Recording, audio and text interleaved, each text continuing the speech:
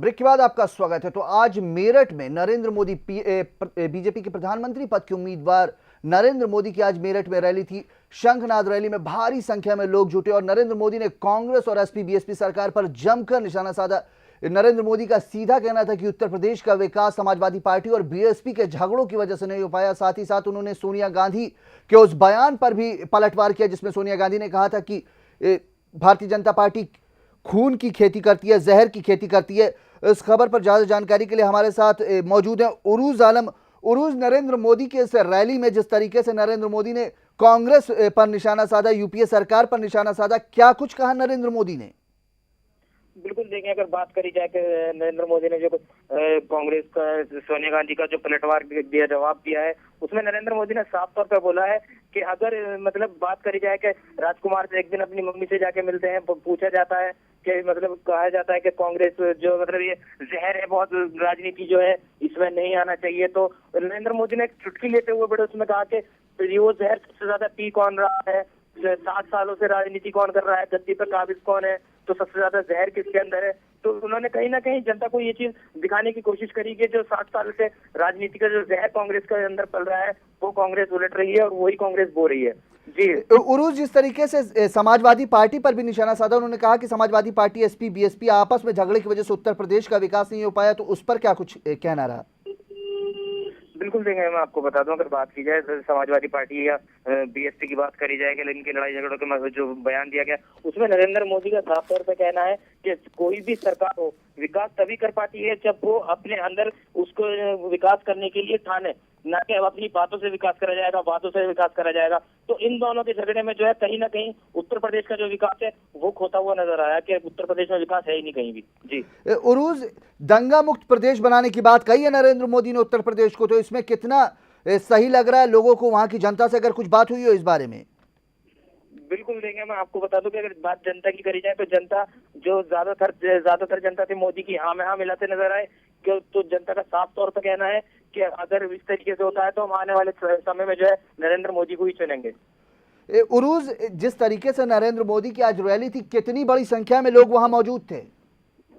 देखिए, लगभग जो अंदाजा लगाया जा रहा था भीड़ के इकट्ठे होने का वो 6 से 7 लाख भीड़ के इकट्ठे अंदाजा लगाया जा रहा था, लेकिन अब इस रैली के अंदर जो है 1 से 1.5 लाख पब्लिक पहुंची, कार्यकर्ता इकट्ठे हुए, लोग 1 से 1.5 लाख लोगों का जमावड़ा था इस रैली के अंदर। जी उरूज, आईबी की ओर से अलर्ट भी जारी किया गया था सुरक्षा व्यवस्था को लेकर के, तो किस तरीके का चौक चौबंद की व्यवस्था की गई थी उत्तर प्रदेश में? जी बिल्कुल देखें, हाई अलर्ट जारी किया गया था, लेकिन उसके बावजूद रैली जो हुई है बिल्कुल सही तरीके से हुई क्योंकि प्रशासन बिल्कुल सतर्क नजर आया। मेरठ की बात करें तो चप्पे चप्पे पे पुलिस बल तैनात कर दी गई और जो सीसीटीवी कैमरे थे वो भी लगा दिए गए, डॉग स्क्वाड भी मौके पे थी, सारी चीजों को अलर्ट कर दिया गया था, तभी उसी बीच जो है रैली शांतिपूर्वक हो सकी। जी उरूज, नरेंद्र मोदी की आज रैली थी मेरठ में, तो उन्होंने 1857 की उस क्रांति की भी याद दिलाया, तो उस पर क्या कुछ कहना है लोगों का? बात अगर करें, लोगों की बात करें तो लोगों से खास प्रतिक्रिया नहीं मिली क्योंकि लोगों का बात करने में कोई रुझान नहीं था। लोगों का जो रुझान था वो मोदी को सुनने में ज्यादा रुझान था। उरूज, हमारे साथ बने रहिए। हमारे साथ समाजवादी पार्टी के नेता मोहम्मद आजम लारी बने हुए हैं। आजम लारी, आज मेरठ में नरेंद्र मोदी की रैली थी, उन्होंने समाजवादी पार्टी पर आरोप लगाया कि समाजवादी पार्टी में गुंडा राज फैला हुआ है। ऐसा कुछ भी नहीं है। समाजवादी पार्टी की बढ़ती हुई लोकप्रियता को देख के सारी पार्टी अपना आपा खो दे रही है, क्योंकि यूपी में बहुमत की सरकार के बाद अब दिल्ली में भी हमारी सरकार बनने जा रही है, जिसकी वजह से सारी पार्टियां जो हैं वो बौखलाई हुई हैं और मोदी जी भी अपना आपा खो दिए हैं। अभी केजरीवाल जी ने माननीय मुलायम सिंह यादव जी का नाम उस लिस्ट में डाला है भ्रष्टाचार नेताओं में, और मैं ये कह रहा हूँ कि मुलायम सिंह यादव ने आज तक कोई ऐसा गलत काम नहीं किया, तो पार्टियां बौखलाई हुई हैं, बस यही समझिए आप। आजम लारी जी, जिस तरीके से नरेंद्र मोदी ने बिजली व्यवस्था पर सवाल उठाया कि उत्तर प्रदेश में बिजली आना समाचार होता है ना कि जाना समाचार होता है, तो कहीं ना कहीं बिजली को लेकर के नरेंद्र मोदी ने उत्तर प्रदेश पर निशाना साधा है, तो उस पर क्या कुछ कहना है आपका?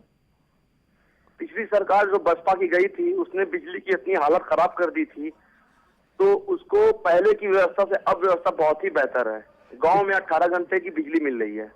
तो चलिए, हमारे बताया ना आपको, बौखलाए हुए लोग आरोप लगा रहे हैं, बस और कुछ भी नहीं है। उत्तर प्रदेश जो है वो उत्तम प्रदेश बनने का काम हो रहा है। चलिए, हमारे साथ जुड़ने के लिए बहुत बहुत शुक्रिया आजम लारी। तो हमारे साथ समाजवादी पार्टी के नेता मोहम्मद आजम लारी मौजूद थे, जो अपनी सरकार के बारे में अपनी उपलब्धियां गिनवा रहे थे। साथ ही हमारे साथ हमारे संवाददाता उरूज आलम भी हमारे साथ मौजूद है, उनका भी बहुत बहुत शुक्रिया हमें जानकारी देने के लिए।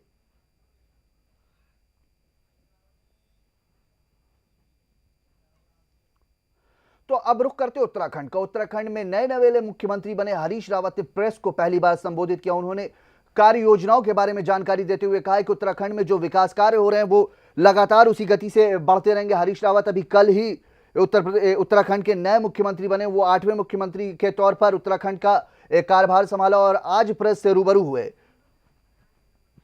तो इस खबर पर ज्यादा जानकारी के लिए हमारे साथ अजय राणा मौजूद हैं।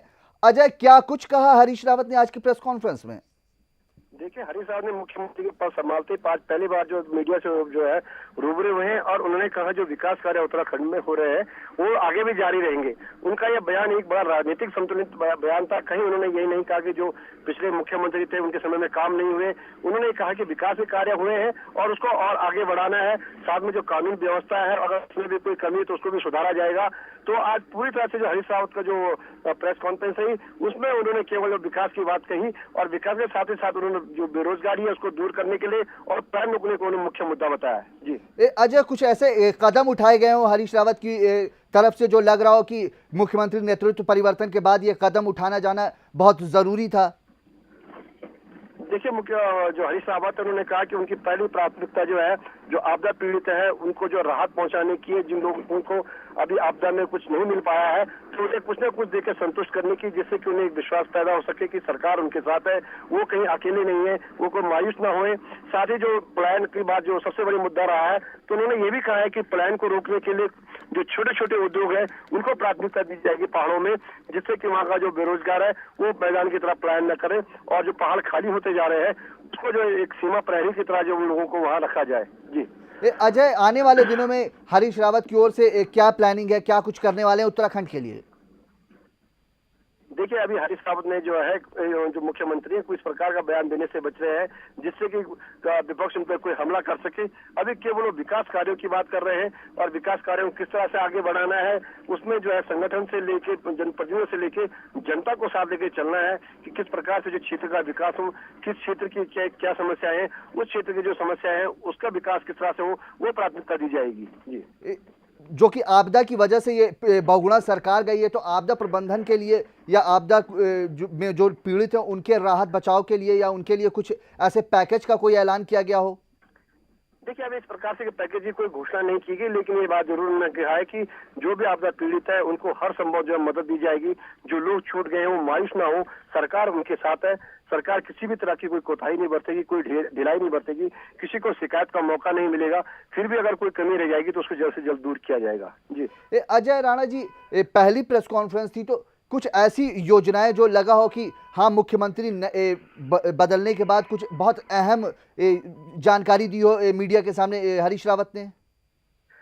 देखिए, आज की जो उनकी प्रेस कॉन्फ्रेंस थी एक संतुलित प्रेस कॉन्फ्रेंस थी। कहीं भी उन्होंने कोई दावा नहीं किया या कोई इस प्रकार की बात नहीं की कि कल मीडिया उन पे जो हमला कर सके कि इन्होंने पहले मीडिया की कॉन्फ्रेंस में जो है ये दावे किए थे। आज का उनका केवल विकास उनका पहला मुद्दा रहा। इसके अलावा हरीश रावत जो है मीडिया से कुछ ज्यादा नहीं बोले। जी अजय राणा जी, लोकसभा चुनाव के मद्देनजर हरीश रावत को नया मुख्यमंत्री बनाया गया, तो कितना फायदा मिलेगा लोकसभा चुनाव में हरीश रावत के मुख्यमंत्री होने पर?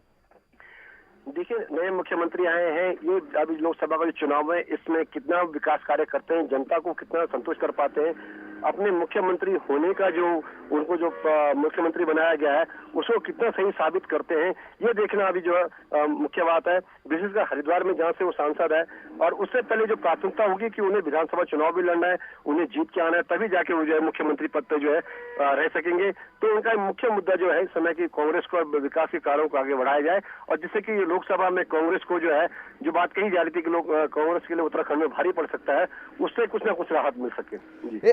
अजय राणा जी, काफी विरोध के बाद हरीश रावत को मुख्यमंत्री बनाया गया, तो कैसे सबको लेकर के एक साथ चलेंगे हरीश रावत? देखिए, यही हरीश रावत की राजनीति की जो है कौशलता होगी कि किस प्रकार से वो जो है और जो अन्य धड़ेबाजी कांग्रेस के अंदर है, जो अन्य गुट है, उनको किस प्रकार से साथ लेके चलते हैं, जिससे कि कल विपक्ष को भी जो है उन पर प्रहार करने का मौका न मिले, और साथ ही साथ विकास के जो कामों की बात कही जा रही है उस जो विकास के कार्यों को आगे बढ़ाया जा सके। तो उनकी पहली प्राथमिकता जो है संगठन और पार्टी के साथ साथ ही जो पीडीएफ है, जो निर्दलीय और बीएसपी है, उसके साथ भी जो है किस तरह से रहा जाए, किस तरह से उनको जो है मुख्य भूमिका दी जाए, ये सबसे पहले उनकी प्राथमिकता है। चलिए अजय राणा जी, हमसे जुड़ने के लिए बहुत बहुत शुक्रिया। तो आपको बता दें कि उत्तराखंड के नए नवेले मुख्यमंत्री ने आज प्रेस कॉन्फ्रेंस कर लोगों को संबोधित किया और अपनी कार्य योजनाओं के बारे में जानकारी दी।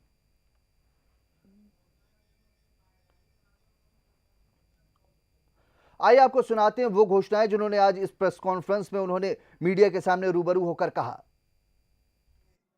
मैंने अधिकारियों को बुलाकर उनको साफ कर दिया है कि पुरानी जितनी घोषणाएं हैं उनको 3 भागों में वो बांट करके दें और उसका तत्काल उस पर इम्प्लीमेंटेशन प्रारंभ करें।